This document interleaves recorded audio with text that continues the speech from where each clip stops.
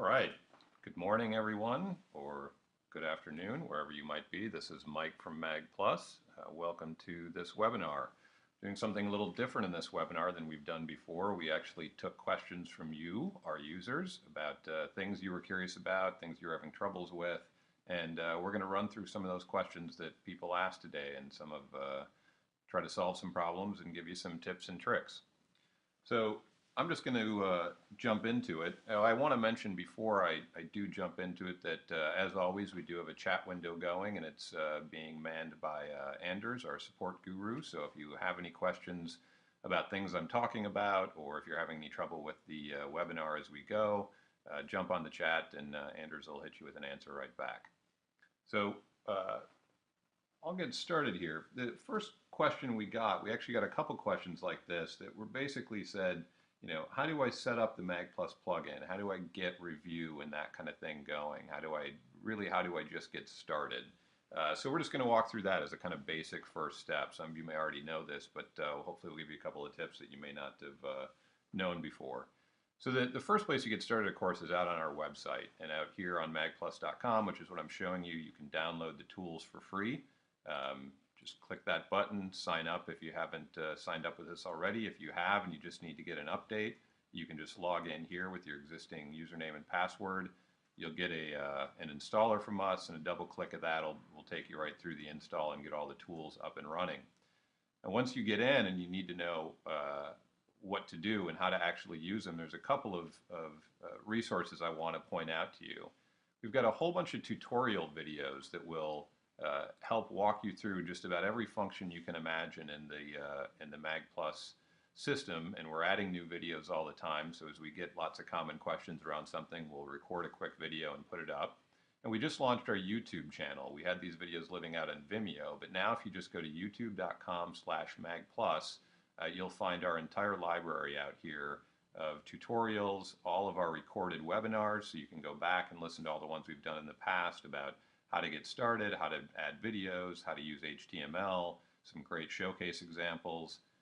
We've recorded some showcase videos here that are just cool examples of things people have done, stories and interviews of our common users, and again, all the tutorial videos out here that show you everything you need to know to get started, add jump links, etc. If that doesn't answer your question and you need to know a little bit more, we've also just launched a kind of upgrade to our support site. So if you just go to support.magplus.com, and of course you can get here from magplus.com as well, we've taken all of the answers that we've provided to questions we get a lot, as well as our forum, links to all of our videos here, and we put them all in this one site. So you can just go here, type in a question that you have. Let's say I wanted to know how to make jump links. This is one I looked for earlier today. You'll get right to the article about how to make jump links. And if there's a video, it'll take you right to the video. And if you have a question that we haven't answered here, you can jump into the forum. You can answer it. Lots of ways you can get in touch with us, or FAQ here. So definitely take advantage of these as support resources. Like I said, just about anything you're wondering how to do, we've probably covered somewhere. And you can find the answer pretty quickly to it. The next question I want to jump into is about, when we talk about reviewing and how to use our reviewer. Of course, one of the great benefits of the Mag Plus system is the reviewer app. That's the app that lives out on your iPad that talks directly to the plugin or the production tool over Wi-Fi and lets you see in real time what it is you're actually building. So I'm using the simulator here to just show you what it would look like on your iPad. This is what it looks like when you download it from the iTunes Store. You can also run it on the iOS simulator. If you've got a developer account, you can download Xcode, which is the set of developer tools, and that will give you access to this simulator. And then out here on the support site, you can download a special version of the reviewer that runs on your desktop. It's not quite as good as seeing it on your iPad underneath your finger, where you can really see how it feels to your touch. But it can be a really great tool to use. You can take advantage of that as well. Like I said, the way that these reviewer apps, whether it's on your iPad or here on the simulator, talk to the system is over Wi-Fi. So if you're dealing with the simulator on your iPad, you want to make sure, first of all, that they're on the same Wi-Fi network. Both of them have to be on the same Wi-Fi network. And then if you go into your simulator, once you sign in, or excuse me, into the reviewer app on the iPad, once you sign in, you'll see that the reviewer app actually has your iPad down here, has an IP address. Pop that into the Mag Plus plugin under settings, and that'll connect the two. Now sometimes that's not going to work. We do get questions. People say, hey, I got the IP addresses matching, they're on the same network, something's going wrong. Often what that is if you're in a corporate Wi-Fi network and there's a firewall of some kind, you may get a block between the two. So there's a couple of workarounds you can use. One is to just use the simulator, and I just learned a very cool trick. If you are using the simulator, you don't even need a network card. You can actually just put in this IP address here, 127.0.0.1, and that'll make the InDesign talk directly to the simulator. So you don't have to have a Wi-Fi network. You don't have to have any network of any kind. It's just going straight through the memory. It also means it'll review really, really fast out to the simulator when you do this.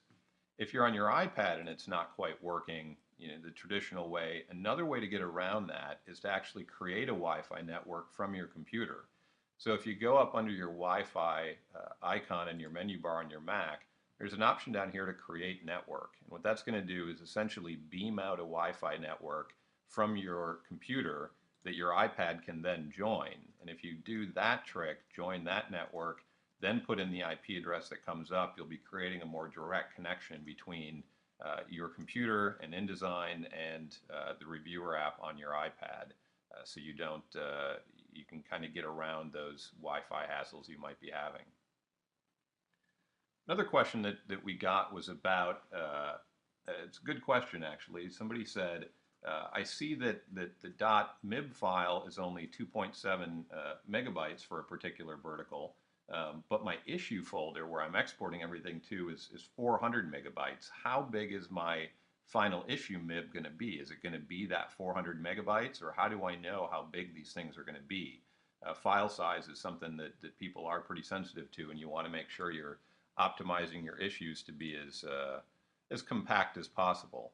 So we've actually built a couple of useful tools in to both the plugin and the production tool to give you some insight. First of all, the answer to that question is that your issue folder is not, in fact, an indication of how big your MIB is going to be. The issue folder is just where all of the exported files, the XML and the images and all of the assets are stored. But when it turns into a MIB, it's actually going to get a little smaller because there's some compression that goes on it. So how do you know how big it's actually going to be? Well, here in the plugin, we've added a capability down here called MIB size. You'll see it's just a little pop-up in the bottom corner, and that'll show up the first time I do a review of some kind.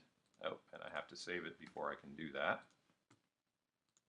So as long as I do a full review, now this is triggering Photoshop to do all of the image conversion, and it's converting everything at exactly the right DPI for the iPad. So this is creating full review, creates the exact kind of review that you'll get on export. You'll see once I've done that, I now see that this vertical is 2.17 megs. So this is really handy if your issues are starting to get a little big and you can't figure out where it is. You can check through your verticals and see if you have one that's maybe 50 megs or 100 megs. Maybe there's a video in there somewhere that can be compressed a little bit further that's really driving up your issue size. The other place you can take a look at that is here in the production tool. So once you've got some pages or some verticals together here in your production tool and you're building your issue, this will give you a sense of how big your whole issue actually is. And here it's the same trick. If we just grab everything, we do a review of it, then we'll get our MIB size in there. So now we can see that this issue, if this was all my issue was, would be 9.9 megs. So definitely take advantage of those tools. They're new with our 3.1 update. So if you haven't updated your tools yet, go out and get the new download, and now you'll be able to check out those file sizes beforehand. Moving on to question number 3, somebody says, asked about basically the Grow package, which is our middle package and our pricing, and how those costs work exactly. So I just want to show you our features and price section out on our website and just talk briefly through the 3 packages that we have, and then we'll jump back into doing some creative things. So there are, as I mentioned, three ways you can get into Mag Plus. So you can go get the tools, and I'm sure most of you watching have already done that step. You've downloaded the tools for free. Now you want to publish. You want to put this amazing stuff you're building out into the iTunes Store or the Android market, and you're curious how you do that. Well, that's when you pay, when you want to launch. There's our entry-level program we call Go. It's $199. That's it. Really, truly. There's no extra hidden fees on there. And what that's going to get you is your own branded app that you can submit to the iTunes Store. That's going to deliver a single issue. So there won't be a store and a library in it. You can't sell multiple issues through it. But let's say you have a book or a special issue or just something you want to try one time to get out live into the store. That's $199. Now, while you can't sell extra issues through that app, you can sell the app. So it doesn't have to be a free app. If you made something really cool and you want to charge for it, you can absolutely do that. $199 and you're good to go. The next level, and what our questioner asked about, was our Grow level.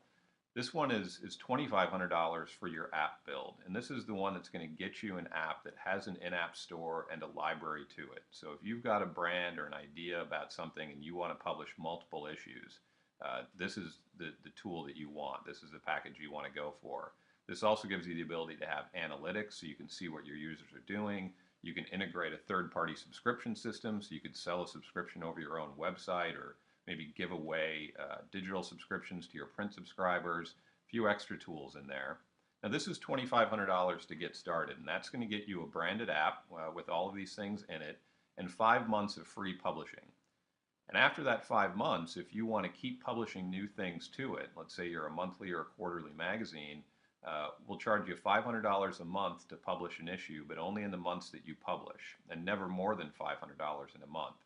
So just to make it a little more clear, if you're a monthly or anything more than a monthly, you'll never pay us more than $6,000 a year at this level. So you're really only paying when you publish a new issue.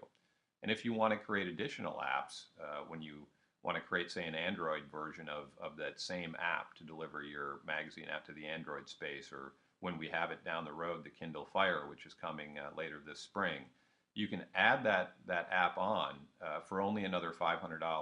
And that same publishing fee will cover all of your platforms. So you can add those extra things, $500 one time to get your Android app or your Fire app, and then you can publish the same issue out for that same $500 amount. Finally, I'll just mention quickly our lead program, and this is really our all-you-can-eat package. For $3,000 a month for a fixed fee, you can build as many apps as you want on any of the systems that we support. You can publish as many issues as you want. There's no additional publishing fee. And you also get quite a bit of creative support from us. We do have, if you scroll down our features and price list here, you'll see that we've got some support options in here. A lot of it we give away for free. But we can also help you get your apps live in the store. We can give you a kind of creative help desk that you can email when you're having troubles, or even buy a dedicated 1-hour webinar with our support team. If you're a lead customer, you get all of that for free. So lead is a really good deal. We also include 10 terabytes a year of downloads for you if you're choosing not to host yourself. So that's the pricing. It's all out here on magplus.com. Now I'm going to jump in, speaking of different kinds of apps you can build. Somebody asked about Android and what we do about Android now and how you can take advantage of it. So I'm going to jump into our Publish tool. This is the tool, the portal that you'll use once you become a paying customer of ours. You get your own Publish portal, and this is where you do everything from building apps to publishing new issues to sending notifications to people.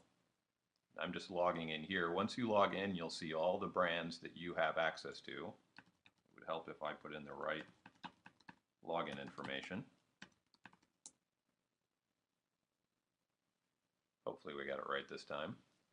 What you're going to see out here under Publish when I get in, there we go, is that you can build out here, as I mentioned, an iOS version of your app. And I'm just jumping into one of our titles here, American Photo. Here under the Apps tab, you can build your iOS version, and you can also build an Android version of your app. And it works pretty much the same way as building your iOS version. There's a number of things that you have to complete here. They're all pretty simple. You want to put a help issue in there that's triggered when somebody hits the help button. You have to set some settings that are specific to the App Store, either the iTunes Store, or in the case of Android, the Android Marketplace.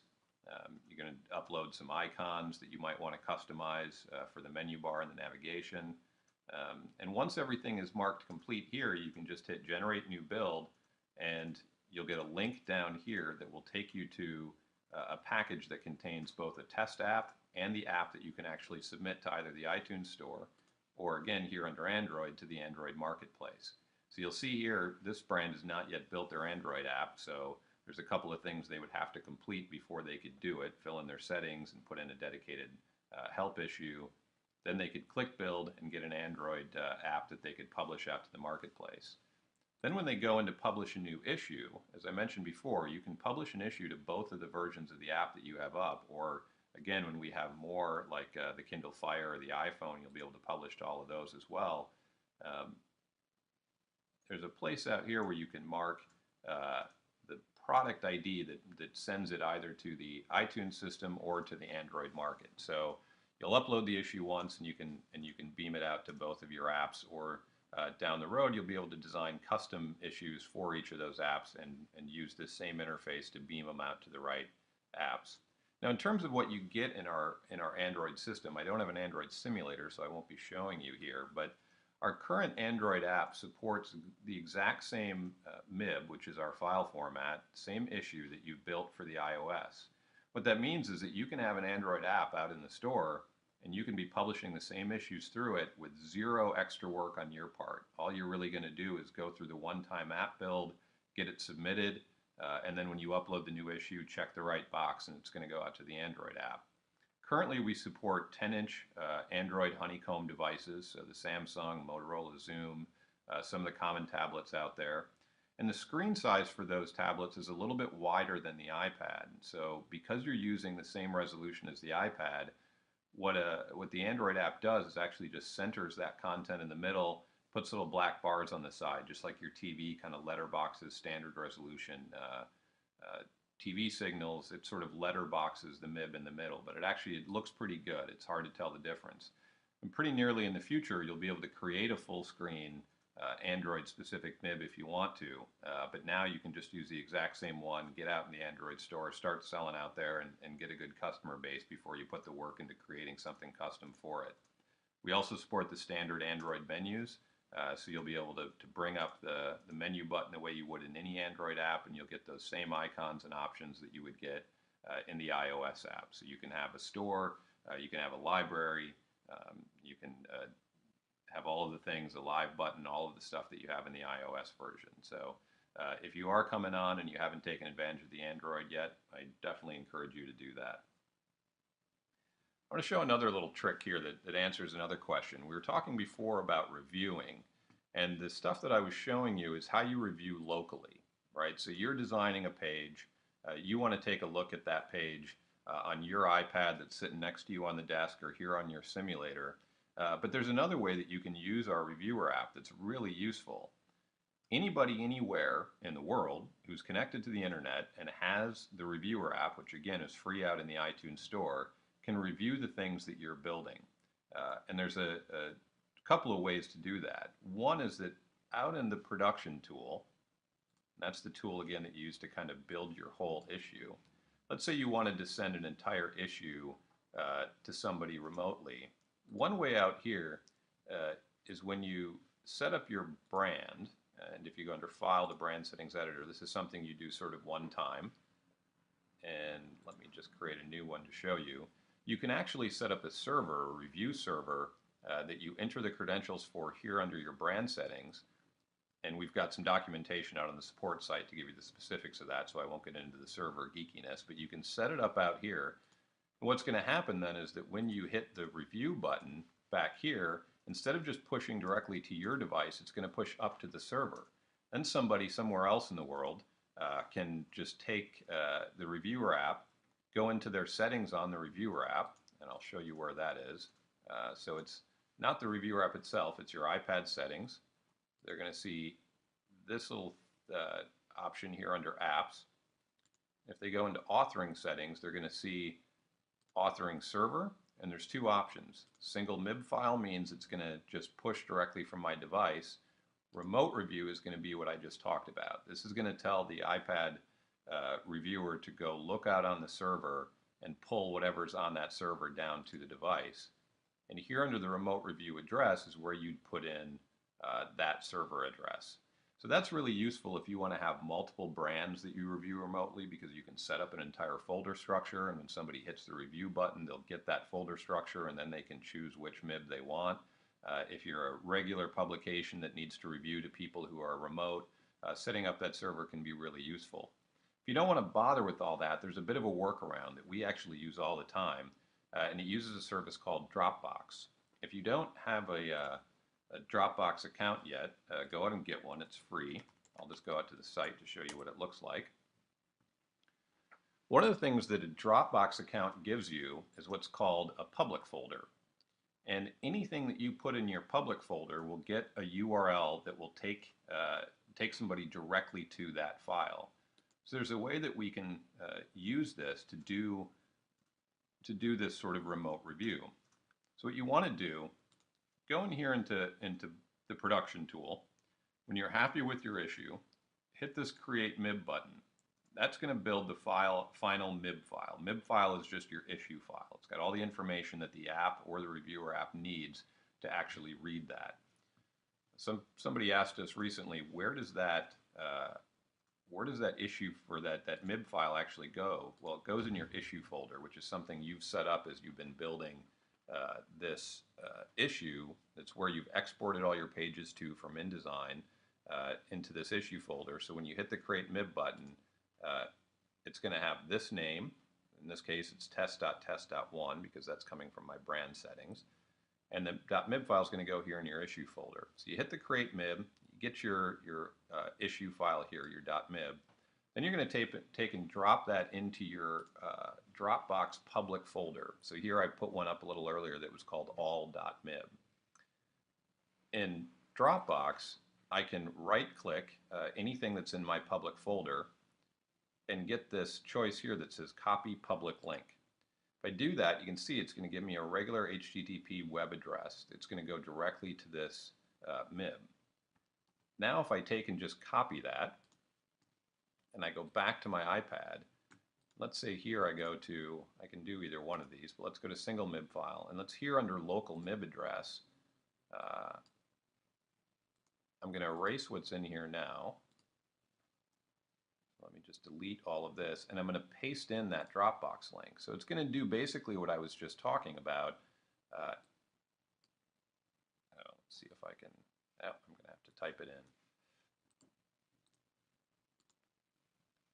So what it's going to do is it's going to tell the reviewer app to go out and look at this link for whatever is out there. And conveniently, what's out there is a MIB file. So it's a file that the reviewer can actually read. Now because I'm using the simulator here, I have to do this kind of hacky workaround because the copy and paste doesn't work so well. If you're doing this on your regular iPad, what we usually tell people is copy this link out of your Dropbox and just email it to yourself or email it to whomever you want to actually download this. That way they can just copy it out of the email and then paste it here in this local MIB address spot. So once I've got that entered in there, assuming I put it in the right way, I go back into my reviewer, and now if I hit the review button, it's going to download that MIB file. Yeah, you can see here. Now, we won't wait for this to happen because it's a 212 megabyte file, but you can see that that's what would happen. So it's a really useful tool for doing this remote review, as we said, in kind of a quick and dirty way if you don't have a server set up in between. If you didn't follow along with every little step that I mentioned there, this is out on our blog and out on our support site as well. You can get a really easy step-by-step for doing this. But all you really need to remember is drop that MIB in your Dropbox public folder, email the link to someone, and have them put it in their Mag Plus settings, and they can download it and check it out. It'll work fully functional exactly the way it's working for you. Really useful tool. We got a couple of questions about HTML, and people were saying, one of the questions we got is, are there going to be new features added to the feature builder soon? And if you're not aware of the feature builder, let me go out here now. The feature builder is the sort of online wizard that we have for creating HTML elements without doing any coding at all. So if you want to create a gallery of some kind, like a little slideshow like this one here, or you want to parse an RSS feed into a nice live updating stream in your app, but you don't want to build that in HTML, what the feature builder lets you do is just upload your content, and it also saves all of your projects. So I can go to this old test one I did here. You can upload your images to it. If you're doing, for instance, a slideshow of some kind, you can set your content size so you can drop it, make it exactly the size you want to be in your layout. You can name it. You can actually preview it in the browser. Then if you go to settings, there's all kinds of things you can change on your features that you're building here. So you can create background images or masks over your content. There's many different kinds of galleries you can do. So one with thumbnails, or one that swipes through, or an image sequence. This is often used for a 360-degree rotation, for instance, or a pinch and zoom if you have an image you want people to be able to zoom into. All of these things you can build out here without, again, writing any HTML code at all. And as I said, there are tons of options in here you can change to really, really customize what you're doing with this. When you're happy with all your options, all you do is hit the export button, and this system is going to write the HTML for you. It's going to write the JavaScript. It's going to downsize all of your images, and it's going to give you a neat little package that's going to, let me see where mine went. It's going to give you a nice little package that's going to have all that stuff in there, and then all you need to do is take the HTML file and embed that in your layout. If you're wondering how to actually do that, which was another question we got, people said, how can I put HTML into my layout, and can I take anything? If I'm not using something that's out on the feature builder, or I want to do something else that I've written or I found that somebody else has written, can I put that in? Absolutely. You can put just about anything that you can build in HTML5, you can put into your Mag Plus layout, and it's super simple to do it, which is really nice because it really encourages you to take advantage of this. All I'm going to do is draw a box on the layer where I want that to be. And again, HTML can be on any of the layers. In this case, I'll just put it on the B background layer. Say I wanted it to be about that big. Over here in my object type, block is kind of our standard, but I'm going to change that to HTML. Now what I've just told the system is this box has now become a frameless browser. So it's going to work just like Safari does in your computer or your iPad, except it's not going to have the regular kind of frame and Chrome around it, and it's going to load either an HTML package that I embed into my issue, so it'll work even when people are offline, or if I just go down here to a URL, it's just going to load that web page in it. So it can do either one. And I've got some options out here as well. Let's say I don't get exact on my box size here, I can just check this button which says scale contents to fit block, and that means it's just going to shrink down or expand out your HTML object to be exactly the size to fit in this box. I can also make the background of this transparent. When might you do that? Well, maybe you want an animated GIF. Maybe that's your HTML element. It's just some neat little animation that happens, but you want it to look like it's just dancing across the screen, across the layout you already have there. The transparent background will let you do that. So literally all I do here is point to my .html file, and that file will then be embedded and work. Let's go see if I got, my feature builder's hanging, so I don't have an HTML file to show you. Let's see if I can just put in an address here.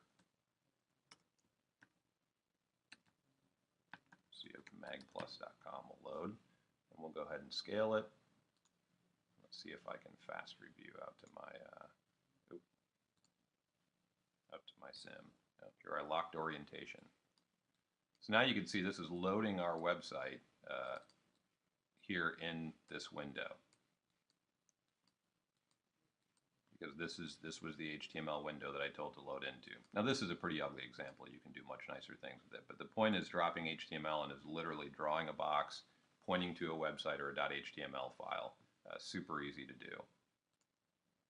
Here under my downloads, I got my build back from the feature builder. So what I'm going to get is this folder called build. And you'll see inside I've got my index.html file and I've got all my converted assets. So if I go back here, let's just point to this now. Go to downloads, build. So this is what I'm going to point to. I click the file button for my HTML box, go to my .html file. I don't have to worry about anything in the assets here because that's going to be grabbed automatically because it's being pointed to from the HTML file. So when I review or export, all of that's going to be built in. So all you need to worry about is that .html file. So I'm going to place it there. And you say, well, I still got this empty box here. What you can actually do is put an image inside this box that will load that will load if you're pointing to a website offline and maybe online and the user is offline. You can load an image in the box. In this case, I just want to have a placeholder for this slideshow that I'm going to load in here. So one of the things you get out of a feature builder is literally a screen capture of the first frame of your HTML element. In this case, it's a slideshow, and this is the first image. So I can place that in there. This is also really helpful for sizing your box. So what I can do here is fit my content and then kind of fit my frame around my content. So now I know I've got the right size in here. And again, I'm just going to hit fast review. And now you'll see I've got my slideshow. So that easy to do HTML. Another question we got was, are we going to be expanding the things that are available out on the feature builder? We absolutely are. We've got tons of great ideas in the works. We're adding new settings and things out here all the time for the kind of elements that are out here.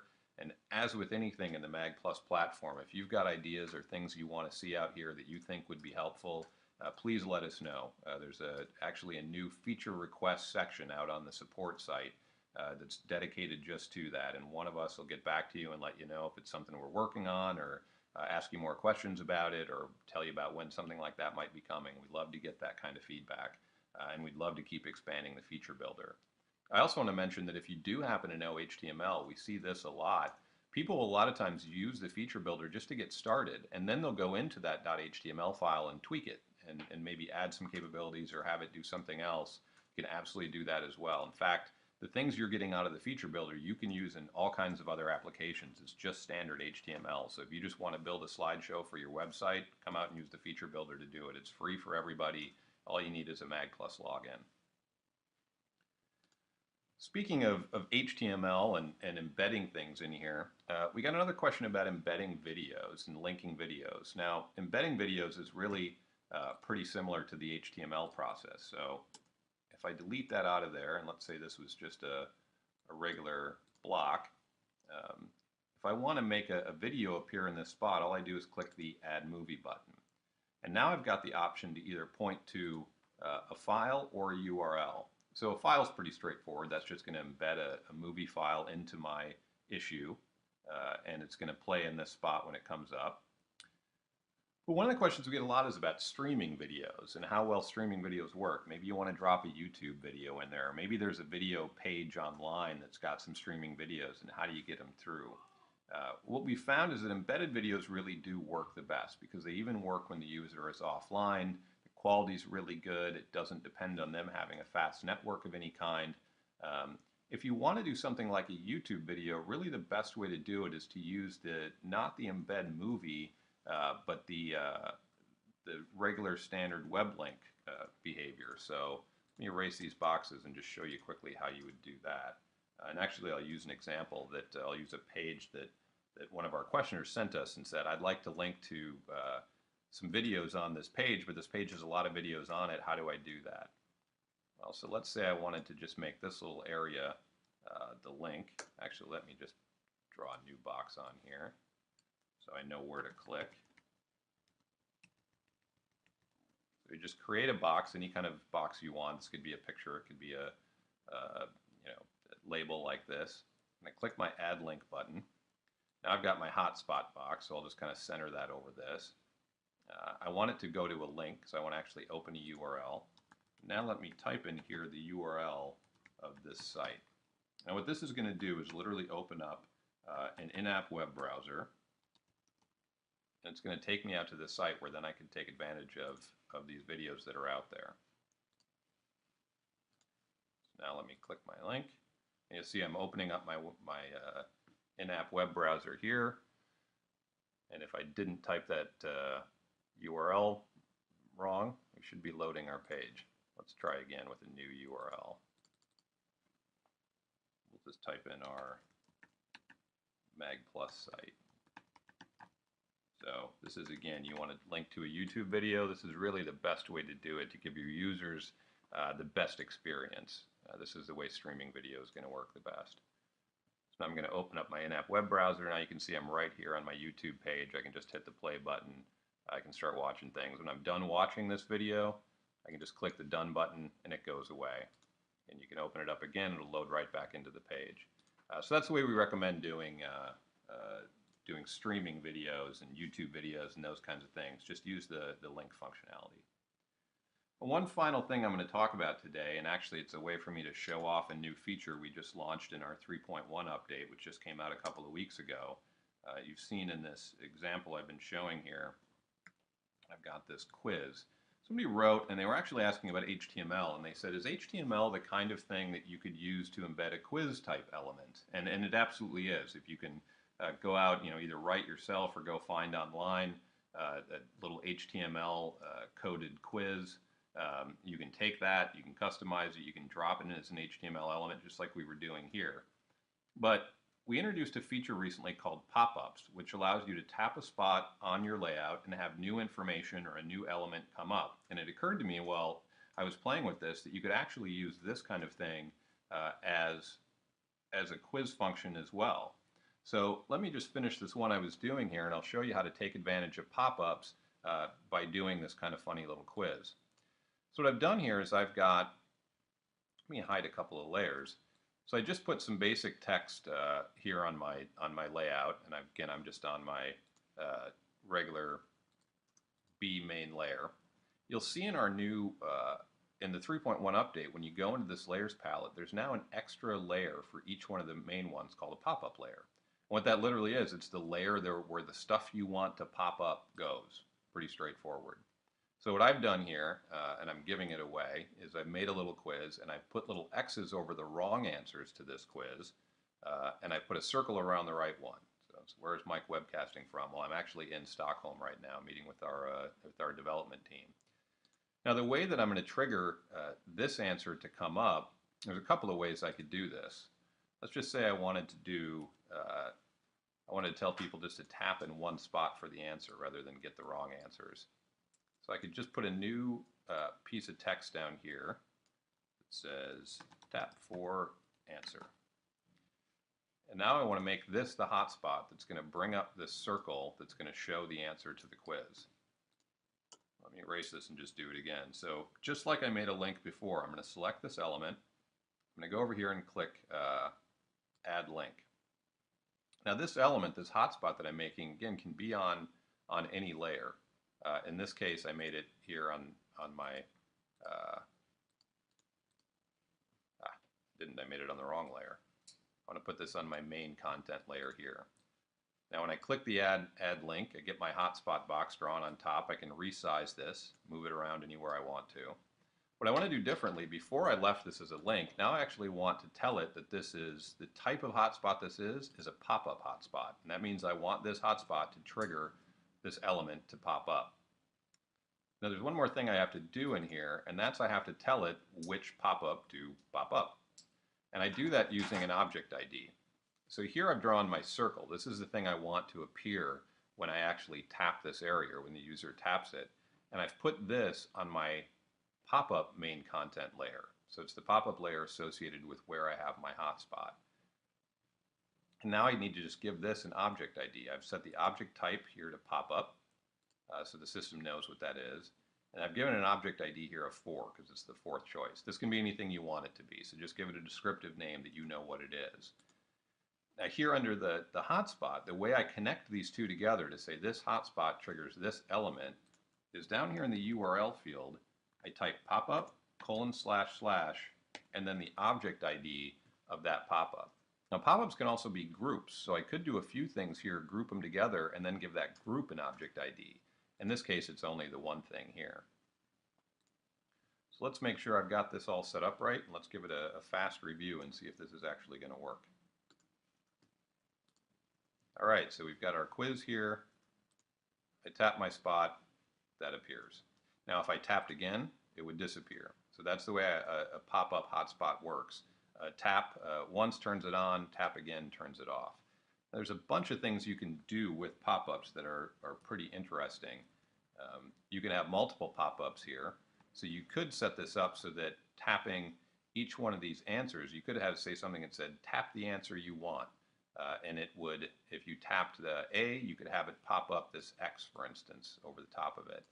Lots of different ways you can use these because you can have multiple pop-ups on one layer, multiple pop-ups across many layers. A pop-up can actually load, instead of just an element, it could actually load a website. So the same as we did before, we can just draw a box and point that to a website. So here in my pop-up, you'll see I have a URL. Got a few other options, like I could have this pop-up be visible initially and have a tap actually turn it off. Now this would be pretty stupid for a quiz, but you could do it. And you can think about other ways then that you can have an element you want to be there, but maybe you want somebody to tap to make it disappear. The other thing you can do is we have another kind of pop-up we call modal. So you'll see here there's a pop-up type. We've got labeled as standard. If I take it to modal, this is going to look a little strange with just this circle, but it'll give you a good idea of what a modal pop-up is. So now when I tap it, it grays out the entire background and it kind of makes the pop-up appear to be floating on top. So this is really useful if you want to have say a picture of something that you want to go full screen and big, just let somebody see it kind of in all its glory. I can tap anywhere outside of that image and it's going to make it go away, and then I can bring it back up again. And a few other options you can play with on there. You can add a close box.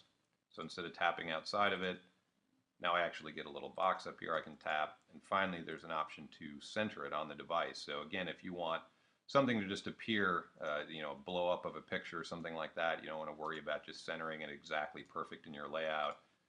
Just hit the center on device and it'll center, and it'll center regardless of which layout I'm in. So that's pop-ups. If you go out and get the new Reviewer app, something else I want to show you out here that kind of speaks to this help and support question.